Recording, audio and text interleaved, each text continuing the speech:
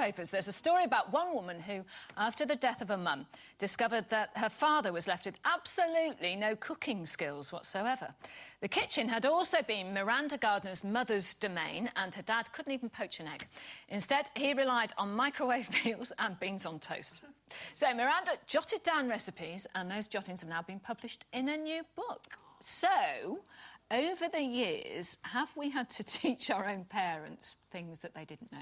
Well, we've had a very similar story in our family, actually, to this one, because my lovely mother-in-law passed away, and she wasn't expected to die first because she was 10 years younger than my father-in-law. And he was a farmer and had always just been in the fields, and she was the traditional farmer's wife, and she'd done all the cooking, and her domain, like, you know, has been said, was the house. And so because she knew she was going to die, because she had lung cancer, she decided to teach him everything he'd need to know to be able to live independently. And she taught him basic recipes, she taught him how to hoover and dust, and he was so proud of the fact that he was able to do that after she passed away. It kept him going for another 7 years. He didn't die till he was 94, which was wonderful. And he wouldn't let anybody help him, you know. He said, no, I'm doing this for Joan. And he'd cook his... Oh, I'm going to start me off in a minute.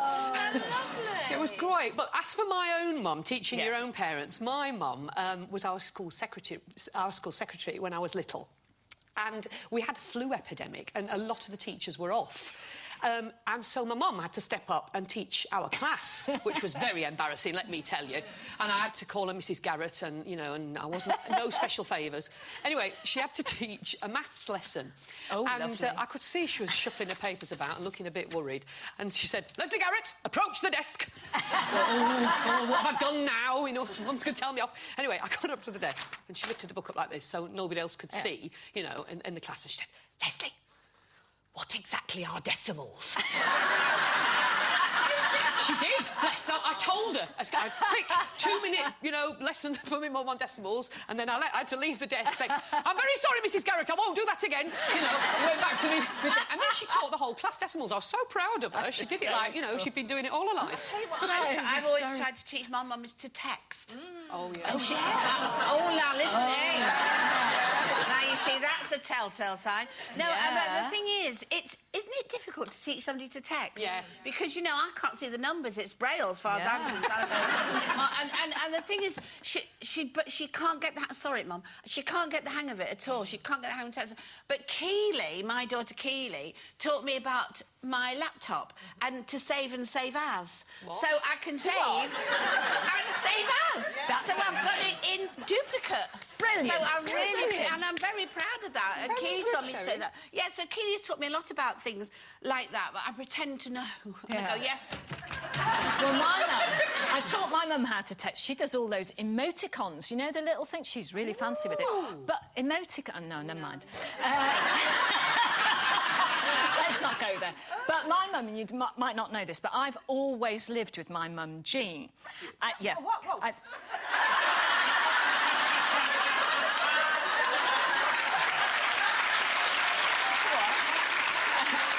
No, I've always lived with my mum, Jean. No way! Yeah, have you got a mum called Jean? My mum's... And I've always lived with her. And you've always lived with her? I've always lived with her mum, yeah. And we're both from up north? What? Yeah, but I... Including when I've been married. Hang on, so have I. You lived with... Hang on. You both lived with your mums when you were married. How many divorces do you two have between you? Two. 4. Oh, my God. I rest my case. 1 and in a minute. 1 and in a minute. Oh. 1 and in a minute. That is bizarre. Just carry on, Carol. Sorry, OK, so I was floored. My mum, Jean, who I lived with, OK, and she's, well, she's 81 at the moment, she's nearly 82, and she's always kind of well put together and everything, my mum, she's lovely. But when she heard, it was probably in about 1979, the first ping of the microwave. That was it. She's never used a cooker hob since. No, and I am not joking. Off she goes, ready meals, in they go. Oh, and I've cooked you a nice meal, love. And that is my mum. And I have now taken up that role. I don't do cooking. I do burning to various degrees. Blue haze coming out the kitchen. Yeah. We've got that in common as well.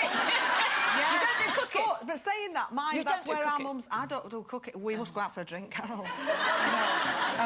But my mum is the best cook in the world, I have to say that. So that's why I kept her with me, because I'd have starved to death. But the one thing I have taught my mother is, because she used to just wash her face in soap and then put Pond's cream on, that was it. Yeah, Pond's cream. Yeah, Pond's cream.